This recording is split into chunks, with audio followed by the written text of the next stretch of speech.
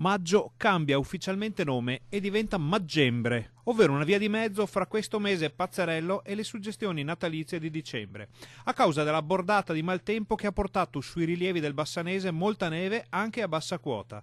La perturbazione si è scaricata con violenza fin dalla nottata di sabato e la coltre bianca è ancora presente sulle montagne che dominano la Val Sugana, spettacolo davvero inusuale per questo periodo dell'anno. I fiocchi sono scesi anche sui centri abitati dell'altopiano come Asiago e Gallio, dove ai pantaloncini corti degli escursionisti si sono sostituiti i cappelli di lana e le giacche imbottite. La nevicata ha avuto anche risvolti meno simpatici, con strade impraticabili e alberi caduti sulla viabilità minore, ma la situazione sta rapidamente tornando alla normalità e resta di questo evento atmosferico un enorme mole di materiale caricato sui social.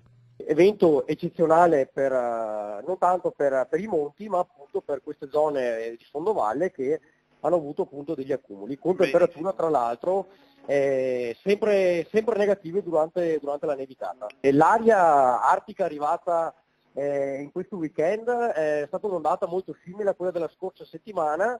Tuttavia abbiamo registrato temperature leggermente inferiori a quelle della scorsa settimana e di conseguenza la neve si è spinta fino in fondovalle, però questa volta, cosa molto importante, abbiamo avuto anche degli accumuli.